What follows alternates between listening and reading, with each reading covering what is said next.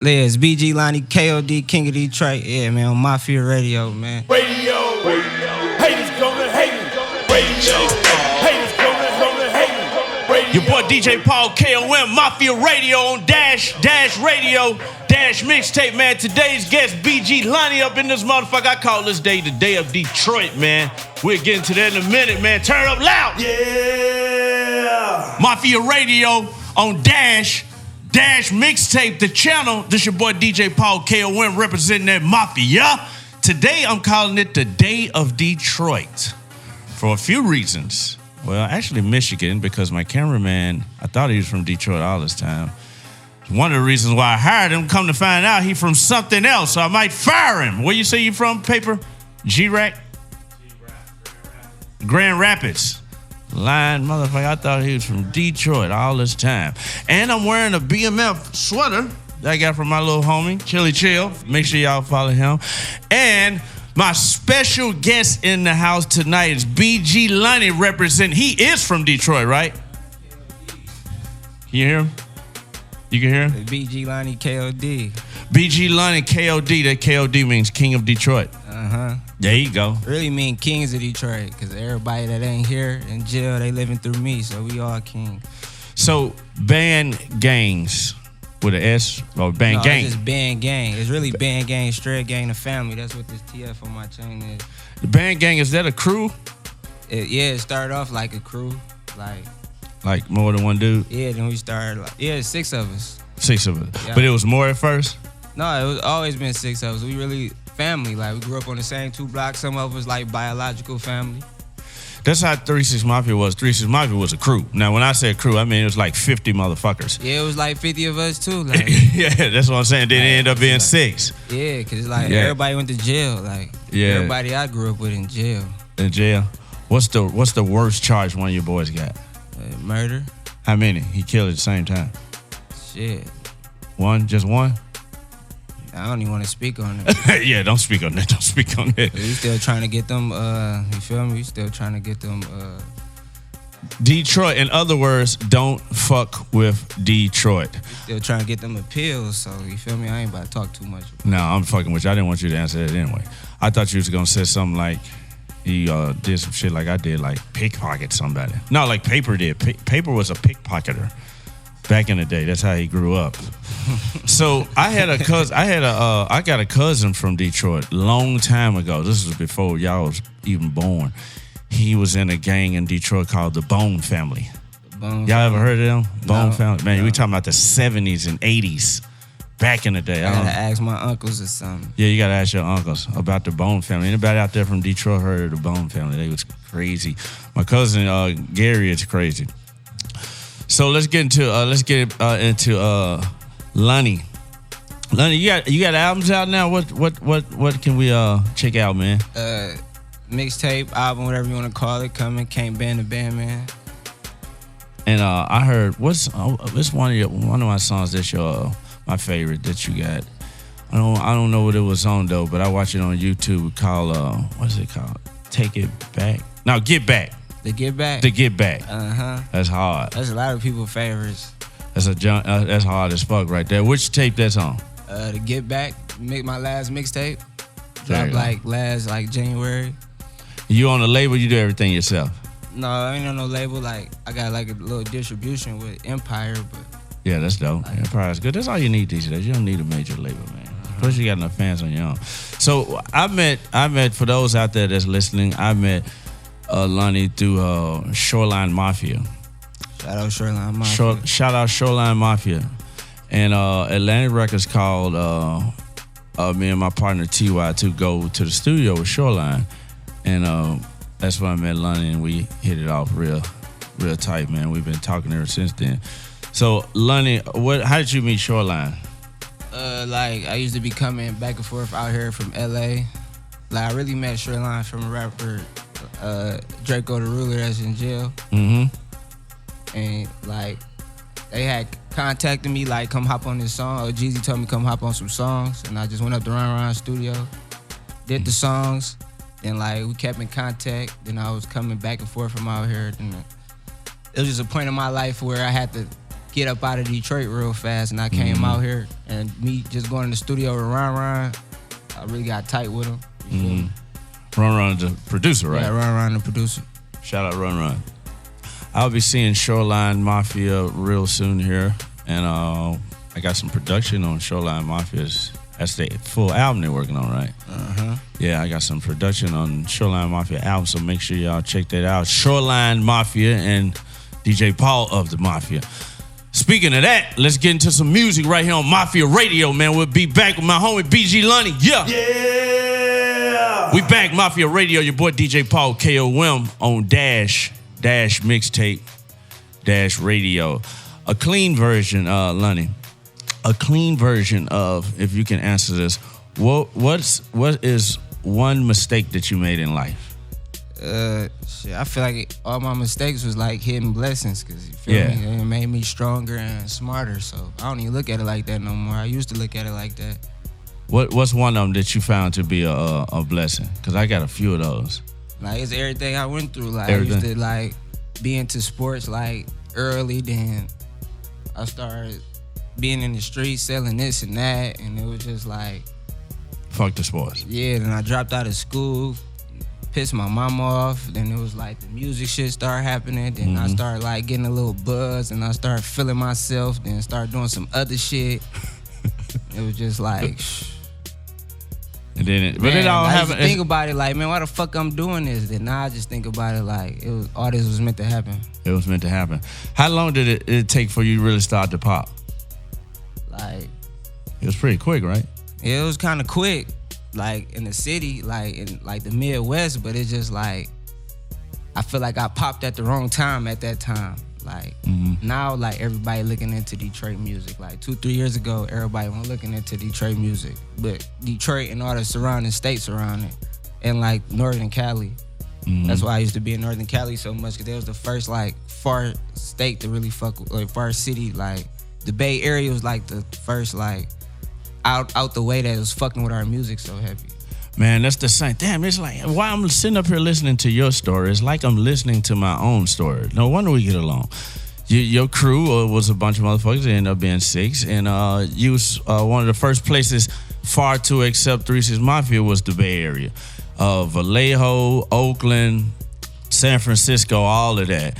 And how it happened was a long time ago, it was a real popular magazine out called Murder Dog. You ever heard of Murder Dog? No.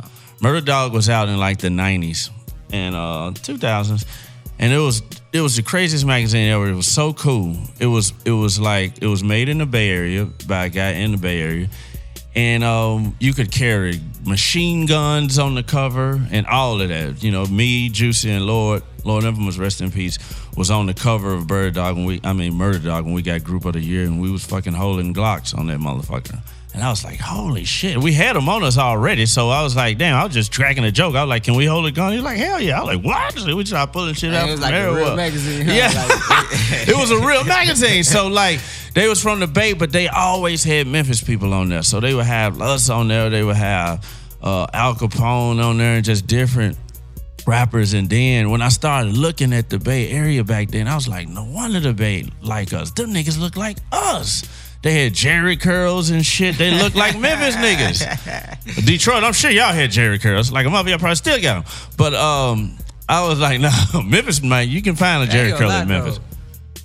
We didn't do the Jheri curls. Y'all didn't do the Jheri curls? The old heads did the Jheri curls. They do like the little, like if you got good hair, your shit look like a little slick back, but they ain't never did the Jheri curls. But y'all couldn't do Jheri curls now that I think about it, because y'all fucking hair probably would have froze. Yeah, for sure. Nigga, Jheri curl juice been popped up and nigga break your shit out like a popsicle on the edge of a roof. The old heads used to wear fresh cuts and suits and minks and gators on. Pimp. That was some Detroit shit. That's pimp shit. That's like a Midwest thing though. Cause Chicago dressed like that too. Step in the name of love, looking at it.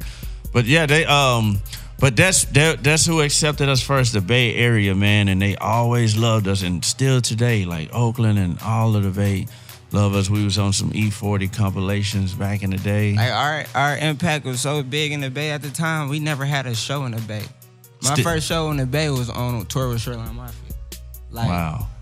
Like we like changed their whole like everything. Like it started. They look at us like a real gang. Like if I get pulled over in Oakland, like they call another police car. Holy shit! I believe it. So it just they got out of control with it. How long was you up there? Huh? How long was you up there in the Bay? I mean, I ain't never like stayed in the Bay. The longest I ever stayed in the Bay was like 3 months straight.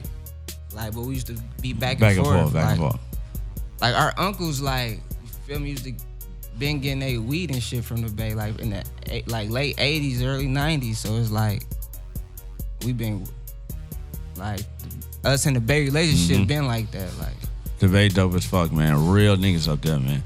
Let's get into some music, man. Shout out to the Bay. But this is damn Detroit. We coming back. BG Lonnie up in this motherfucker. Yeah. Yeah, your boy DJ Paul K.O.M representing that Mafia Radio on Dash up in here. BG Lonnie. BandGang up in this motherfucker. How long you been traveling on the road? Like touring. Like touring? Yep. I just went on my first tour with Shoreline Mafia, like first rap tour. Like I've been traveling for like 3-4 years. Really like 5 years ever since I dropped out of high school.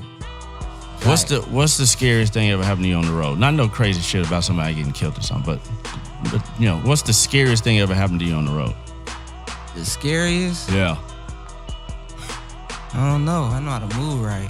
I ain't never really had no scary moments for real. Well, what's the craziest thing? Oh, I got into a car accident and almost died. Ooh, that's what I'm talking about. Phoenix, what happened? Shit. Like 5 in the morning, I'm high as fuck in the back seat. All I know is I'm flying out the back window. Ooh. Who was driving? One of my little cousins, homies. And it was just like, that was a turning point in my life too. That happened like early January 2018, matter of fact. Damn, so this was the anniversary of that, damn near. Damn near, yeah. And then nobody gets super seriously hurt? Wait, what's today? Today is the 20th. Tomorrow would be the anniversary of it. Damn. I don't want to say happy anniversary, but good thing you survived. Yeah, it's a blessing. It's a hidden blessing. Car wrecks are the worst. I had it was the worst because, like, boom, that happened. And on the way to the hospital, the ambulance stole my chain. What? And it was like, I didn't even realize that till later that night. Where I was just checking my stuff. I'm like, oh, they got me. You was unconscious? No, because I remember they was about to cut my chains. I'm like, no, this is real gold. You can't just be cutting this shit. Just take it off. And I had one of the chains, like the little one that's just like this one, and my Jesus piece was gone. And that chain meant everything to me. This was my first chain that I ever bought myself. Oh, that's crazy. Fuckers. Yeah, it'll happen. That's fucked up. The craziest thing, man, I done had too many crazy things happen to me on the road, man. I can't even. I wouldn't even want to talk about some of them, but some of them I would talk about. I remember. One, everybody know about this one. A lot of people know about this one. One of the craziest things that happened to me on the road was when we was going to record Sippin on Sizzurp. And Pimp C was living in Atlanta, Georgia then. He was living in Atlanta, Georgia. And this was when, what the fuck was going on in Atlanta? Was it the Super Bowl? This was like in 99, 2000. It only came there then. I think it was the Super Bowl. Something big was going on in Atlanta at that time. And it was snowing like a motherfucker. So we was riding from Memphis. And my boy was driving. My homie from across the street. And I told him, I was like, look, man, this fucking weather is fucked up, so drive fucking careful. And when you go over the bridge, the bridge is gonna be froze because there ain't no ground up under the goddamn bridge. So I'm like, dude, don't be driving fucking crazy, especially over the fucking bridges. And he's like, all right. So me and Juice in the back, we go to sleep. Man, next thing I know, I wake up, this son of a bitch is spinning all over the fucking road. Like, navigator we had. Went in the middle of the fucking highway. And ended up on the other side of the highway in the oncoming lane. So I'm like, what the fuck? So my nigga trying to crank it up like, The car wouldn't start. I'm like, what the fuck? I'm like, this is some straight movie shit right here. Nah, how does the car not start in real life? Like, me and Drew said, fuck this. We jumped up out the car, started running. I ran across the fucking grass, dropped my sky pagers. We had sky pagers then. Dropped my sky pager, and the rig was coming like, yeah, holding the horn. My nigga still in there, found that motherfucker crunk up. Oh, he sped out and went, yeah.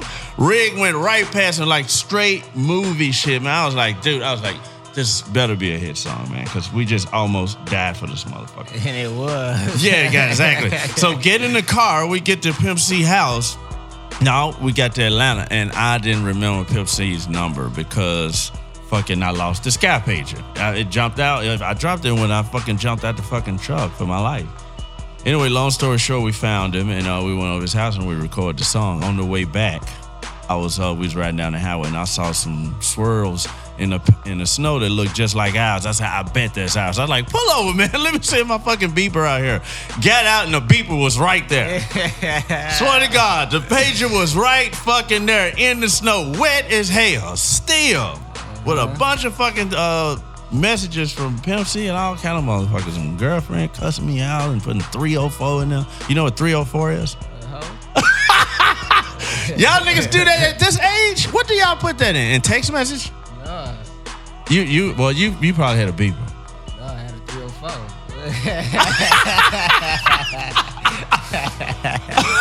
I didn't know nobody under the age of 35 knew what that meant. But yeah, 304. I had about 30 304s in there because she swore I was fucking somebody in Atlanta. But no, we really fucking almost fucking died making Sippin' on Sizzurp. Let's play Sippin' on Sizzurp, man. Let's get into some music. Mafia Radio, your boy DJ Paul K.O.M, BG Lonnie. Yeah! Your boy DJ Paul K.O.M, Mafia Radio, man, on Dash Radio, the channel Dash mixtape, man. BG Lonnie, BandGang Lonnie, straight up out Detroit up in this motherfucker. Lonnie, what can we look out for? You on the Shoreline Mafia album, yeah? Because you was recording the night that I was in there. Yeah, I hope I am. Shit, we got like 20 songs together. Yeah, so you'll be on there. You gonna be on my new album, hopefully. Yeah. And I'm gonna be on yours, hopefully. Yeah, for sure. So what you working on now? Mixtape album, and when is it coming out? What's the name of it? Called Can't Ban the Band, man. Like just like what I just been going through like this whole year and a half. Mm-hmm. Like that done really made a man for real, and then like seeing everybody like turn their back on me and. This the worst year and a half of your life? Yeah, basically. Yeah, I've seen those before. But you got through it. Yeah. You're still in good shape. You look good shape with me. And when is coming out? I ain't got no date for it because it's still like, I don't feel like it's ready yet. You at the top of it? Like, that's why I ain't go back on tour with Shoreline Mafia, because it's like, this special to me. I got to really put my all into this right now. Yeah, you gotta, because it's the time, man. It's the time, especially, you know, with the stuff you got with them and this and that. Like, you gotta come out hard, because I heard the stuff y'all got together. Some of it, a little bit I heard is hard as fuck. So you told me you working on a podcast? Yeah, I have a podcast. What's the name of it? It's called Me, #me. #me. That's dope. What is it gonna be about? Shit, just about, you feel me? Like really just speaking the truth about stuff people don't like talking about. Like, oh my God, when everybody get a chance, like, go look at my No Jumper interview. Like, that's where I like start touching bases on in the podcast with like my Jewish homie Jordan. He the director of the last King Kong movie. Oh, that's dope. That's gonna be awesome, motherfucker. Make sure y'all check that out, man. And Lonnie, where can we find you at? On Instagram, go follow me at BG Lonnie K.O.D. On Twitter, BGBL Lonnie. Shit. That's it. That's it for real. That's all I be on for real. Make sure y'all go follow me, man. DJ Paul K.O.M. Letter K, letter O, letter M on Twitter and Instagram. We got the K.O.D. and the K.O.M. up in here. What's your favorite 3 6 Mafia song, man? We're gonna play that next. Oh, man. None of them? I don't blame you. I don't want to just sound cliche because it really is Sippin' on Sizzurp. That's a good one. That's just cliche though. No, really, that was a good song. That was our first fucking I don't know. platinum Tear album. Club Up, that's the shit. Yeah, that's the shit. Well, There's 2 good ones, because Tear the Club Up was our first Go album, and Sippin' on Sizzurp was our first platinum album. And then it was off to the races. And after that Ryan Spinners, you had the whole Detroit going to buy spinners. Detroit was up. Ooh. Had the whole We Detroit performed it going up to there. buy It was crazy. spinners. Like everybody. We used to fake put spinners on our bikes. I'm glad this is the year 2019 versus probably like 2001. Because if it was, I couldn't be wearing these Cartier shades up in here with these Detroit niggas up in this room. Man, what was the thing with Detroit and Cartier shades? Them wood frames on the side, they were used to kill niggas for them. Half of my crew in jail for Cartier shades. Damn it. Like, that's why I don't even wear them. Like, I don't even like glamorizing them because everybody wear them and don't even be knowing the history behind them. Like, I done lost like 45 pair of them. It's just like, they bad luck. They bad news. Damn, In I our wore city, the they wrong bad fucking news. shades to this interview. No, them cool. You feel me? It's just specific glasses. It's the most expensive ones, like the Buffaloes and like the Woods used to be like early 2000s, and it got bad. I remember because I had those woods. Hell, I had the wood ones. Me or I think Juicy was wearing them on when the Smoke Clears album cover, I think, yeah. Yeah, we used to wear those things all the fucking time. I just lost my wood ones. Like last year, like June is when I decided to stop drinking. That's why I know like Detroit progressing for real. Cause you can wear shades there now. You can wear shades now. It's still like some people that'll get on you for them, but it's really like everybody got them. Then it's so many fake ones you don't even know. So many people done got life of fake glasses. It's just like, wow. Yeah, I never understood that. I knew that they was nice shades. They was like, at that time, they was like $1,200-$1,300. And I knew that's a lot of fucking money for shades, because where I'm from in Memphis, you could buy a fucking box Chevy for that. But when we went to Detroit on tour, they was like, man, I think they probably told Juicy or me, one of us, he wore them the most, but I did have a lot of them. They'd be like, man, you can't wear those shades up here. And I was like, what? Like, it's so fucked up. Like, and I can say I'm a part of it. Like, we get our first 10,000, we going to spend 3,000 on some glasses. Damn. That's what I did. I dropped out of school, made 10,000 my first week dropping out of school to go buy some glasses. Went to school one day, wore the glasses so I could show out, and never came back to school. What a way to go out. Like, fuck you, principal. Fuck you, gym coach. Fuck you, teacher. I got glasses. I'm out. Kiss my asses. It's crazy. Oh, my God. That's crazy. Before a car? Like before a car, because it's like the glasses gave you all the power. The glasses gonna get you the bitch. It's gonna get somebody to talk to you about some money. It's gonna give you all the power. It's gonna get you a bitch with a car. And it might get you killed too. Okay, at first I was thinking it was a good idea. Like, it's like, you feel me? Every You had me pro with got car. a con to it. God damn it. No, shades wasn't on our list. Like in Memphis, we didn't really care about shades. We had to have rims. In Memphis, even if you don't have a car, you got a set of rims in the garage. From 06 to 012, it was like people was dying over glasses and leather coats. Leather coats. Like our sound coats, like they done kind of went down just because of the fraction that it called, but like them was some $4,000, $5,000, $6,000, $7,000, $8,000 coats. Like, wow, a goddamn coat. Like when you go buy some glass in the coat, you gotta go buy you a gun with it. It was bad. Like, it was bad. Man, I heard about it. And it was crazy as hell. Well, Detroit is on the come up now, because I was just in Detroit, and y'all downtown is pretty as fuck now. Pretty as fuck. They getting everybody up out of there. It used to be like 3 projects downtown. It's like one project, and they about to get them up out of there too. And y'all building a new stadium, right? Yeah. But I think it's like soccer. Yeah, y'all building a soccer stadium. Yeah. Soccer stadium. I saw that dude. They just put the Pistons Stadium back downtown. For real.